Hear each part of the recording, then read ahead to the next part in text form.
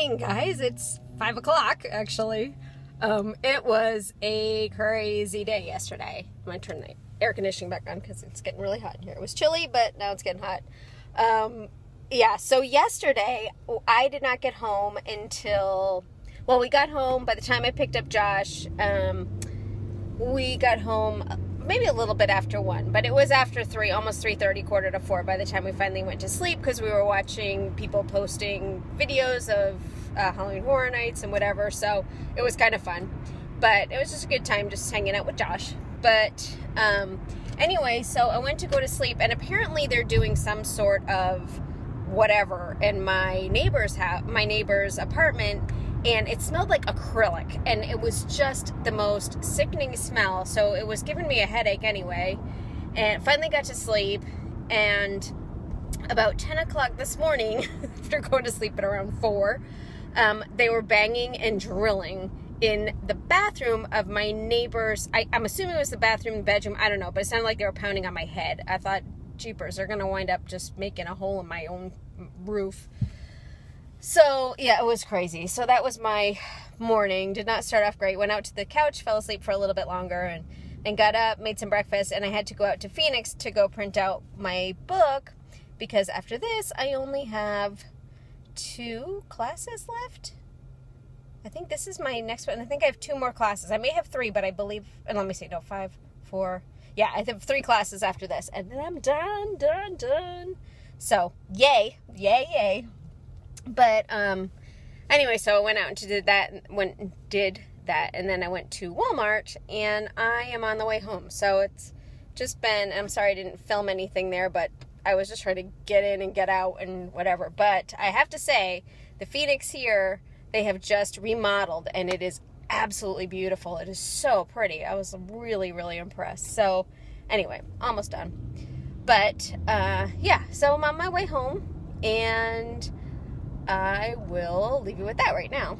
So I was going to tell you the story. I knew there was something else. I'm like, something else happened last night. Now I remember what it was. So when I went to get Josh, there were people that were it was packed because he got out at the end of Halloween Horror Nights. So it was just crazy traffic, and it was raining. It was just a mess. Anyway, so I'm standing there, and sitting in the car, and there were people like in front of the car where I was, standing in front of me. So I was like, well, I'm just going to turn off my headlights. So I turned them off. Josh gets in the car. We start talking. Whatever. Make it all the way home, about 10 minutes away. And there was a policeman who was with his lights on that was sitting in the turn into into the street where our apartment is. And I was like, oh my gosh, what is going on? And he was actually out of his car. So then he gets back in his car or whatever, and I make the turn, and he follows behind me. Lights off, no big deal. He's just following.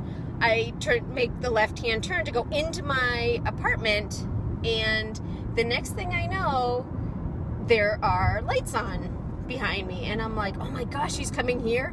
And then all of a sudden it goes whoop whoop, and I'm like, wait, what? I'm like, what did I do? Like, I didn't do anything wrong. So I pull over, and at the entrance to my apartment, of all things, these people, I swear, they're just gonna think I'm like troublemaker. But anyway, I pull over right before the gate, and Officer McHottie gets out, and I'm like, yes, you can pull me over anytime you would like. And he's like, I was like, hi, officer. I'm like, was I doing something wrong? And he goes, where are you coming from? And I was like, Halloween Horror Nights. And I said I was picking up my son. And he looks at Josh. He's like, oh, you work there? And he was like, yeah. And he goes, did you have a good time? He was like, yeah. I'm like, what? This is the weirdest ever, okay? So I'm like, what the heck is going on? It was just so odd. So anyway, he's like, I said, did I do something wrong? And he's like, a little dark out there? And I'm like, what? And he goes, a little dark out there. I'm like, oh my gosh, I never turned my headlights back on. So I'm like, I said, I'm so sorry. I said, when I was waiting for him, I had the car running. I turned the lights off because there were people in front of my car, and I had to pick him up. I said, we started talking. I completely forgot to turn them off. I said, I can't believe nobody flipped their lights. Nobody said anything. I'm like, who does that?